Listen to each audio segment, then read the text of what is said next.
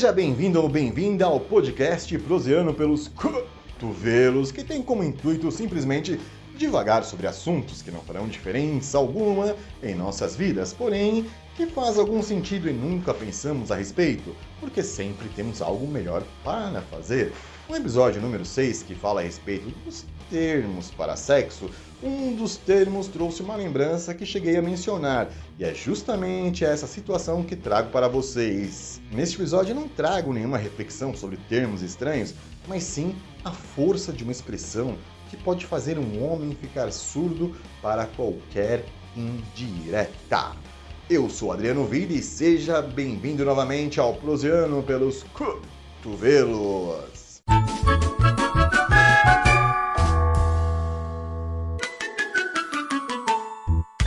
E essa história, gente, começa há muito tempo atrás, lá no tempo que a internet era discada.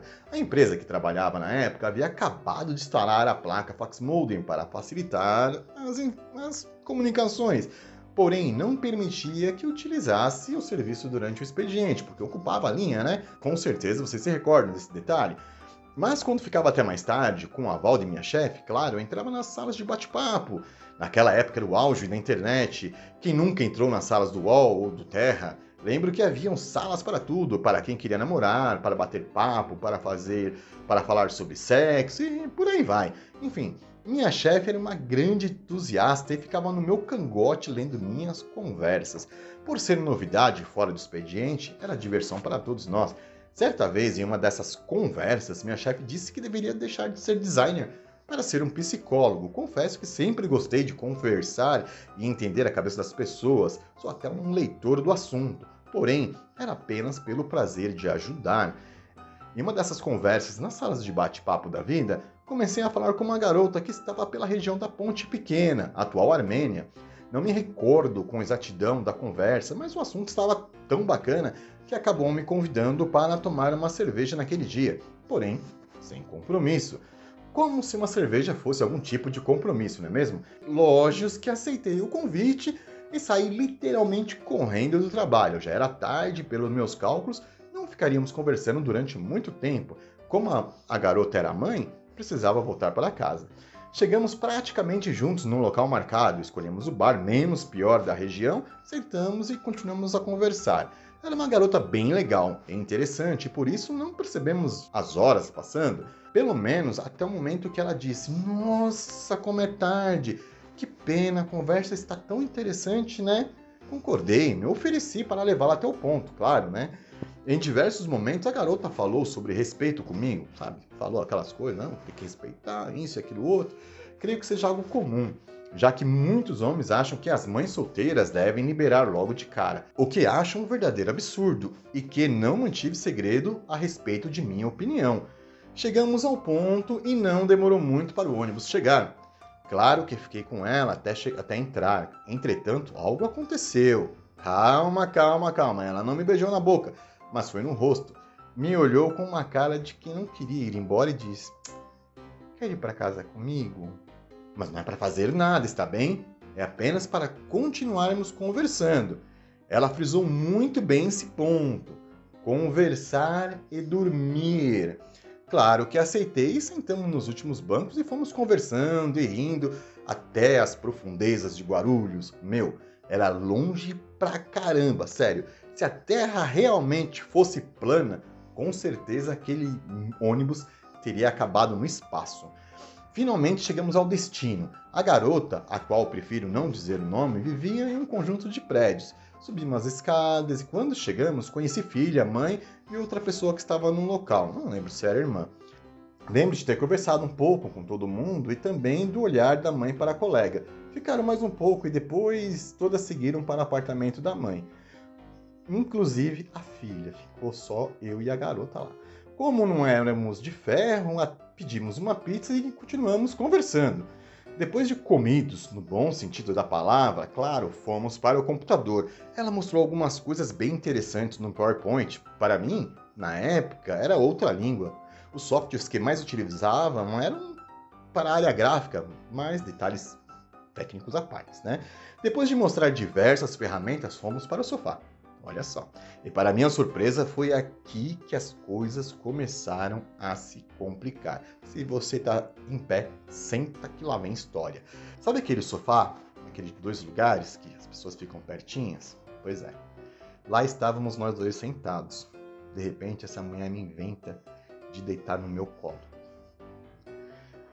O negócio é pequeno.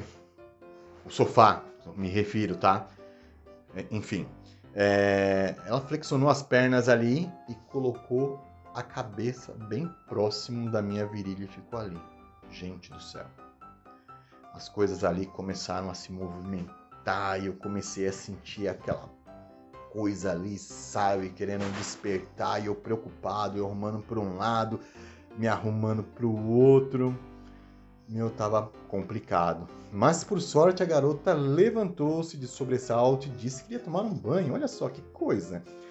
Como já havia sido informado que dormiria no sofá, fui procurando uma posição mais cômoda. Gente, o sofá da minha colega estava pedindo arrego, sério mesmo. No local que estava sentado já havia o formato da bunda, sabe aquele buraco assim?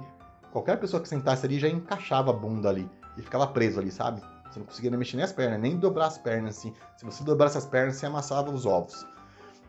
A colega saiu do banheiro enxugando os cabelos, usava uma camisa longa e shorts bem folgados. Tava perfume, sabe? Tava bem sexy, né? Eu estava deitado no sofá. Ela me olhou e disse, olha só como que ela me disse, estou com dó de você dormir aí nesse sofá duro. Quer vir dormir na cama? Mas é dormir, viu? Frisou novamente. Como não queria enfrentar o sofá, aceitei o convite. E não para por aí não, tá? E ela disse, por que não toma um banho para dormir mais fresquinho? E aceitei a sugestão e tomei uma ducha rápida, só para tirar o suor do corpo. E cá entre nós, a pior coisa é tomar banho e vestir as mesmas roupas. Entre fazer isso, sinceramente, prefiro dormir sem tomar banho. Terminei e lá estávamos no quarto, sozinhos. Ela entregou o travesseiro e apontou para o lado da cama que dava com a parede. Deitei ali, ficando de cara para a parede justamente para não correr nenhum risco de cair em tentação. Esse negócio de ficar encarando a parede já me aconteceu certa vez, mas foi um lance mais complicado. Vou contar futuramente. Na minha cabeça pensava que não era certo ficar imaginando coisinhas. A garota havia me chamado para dormir na cama dela, na maior confiança. Sentiu pena das minhas costas ficarem deitadas em um sofá que exigia aposentadoria por excesso de tempo de serviço. Ela havia sido legal e confiar em minha pessoa não poderia decepcioná-la, não é mesmo? Isso dizia para mim mesmo naquele quarto escuro, deitado ao lado de uma mulher que só conseguia ouvir a sua respiração e sentir o aroma de sua pele perfumada e fresca. Inesperadamente, ela vai e me quebra o silêncio com um comentário. Olha só o que essa mulher me diz, gente. Nossa, essa cama está tão gelada, né? E o que eu respondi? Será que alguém poderia imaginar o que eu respondi? Farei um suspense. Respondi, verdade, né? Acho que eu vou voltar para o sofá. E foi nesse momento que o quarto mergulhou em um silêncio tão mortal, mas tão mortal que acredito termos adormecido no mesmo momento. Poucos minutos depois, fui acordado pela amiga. Nem lembro se tomamos alguma coisa. Sei que ela estava com pressa e me levou até o ponto de ônibus. Ela estava meio estressada e foi então que, antes de enfiar-me no ônibus, me tascou um beijo na boca. E naquele momento, naquela fração de segundo, finalmente a ficha caiu. Naquela época era ficha, não era cartão. Sobre aquela história de cama fria. E foi isso, caro ouvinte, que mencionei no episódio 6, quando divago sobre o termo quer dormir comigo. Sei que de repente a garota possa ter mudado de ideia em algum ponto da conversa, porém havia aceitado o convite mediante a palavra que seria apenas para continuar conversando e mantive minha palavra até as últimas consequências. Claro, me senti levemente arrependido naquela manhã. Quem sabe não teria rolado um sexo à primeira vista? Já ouviu falar sobre isso? Mas a culpa daquela situação não foi minha, mas sim da garota que decidiu mudar de ideia nos 44 minutos do segundo tempo. Enfim, sinceramente, indireta ou direta, respeitei o que havíamos combinado. Se mudou de ideia, deveria ter dito na lata. Claro, não acharia ruim, mesmo sendo quase de manhã, mas sei que duas coisas não aconteceram nunca mais. nunca mais reclamaram de cama gelada e a garota também nunca mais falou comigo. Por que será, hein?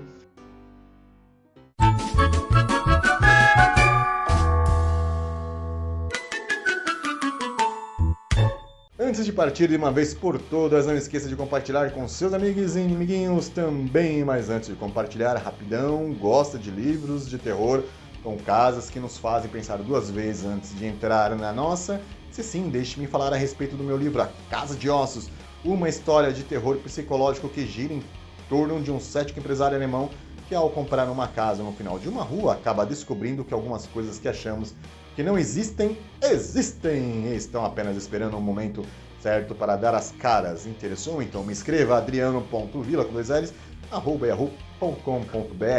Coloque no título: Eu quero uma casa de ossos, e lhe mandarei um exemplar por R$28 com direito ao autógrafo. Agora, se sua praia for livros digitais, acesse a loja da Amazon e pesquise por Adriano Villa. Tudo de bom, nos vemos no próximo episódio. Fui!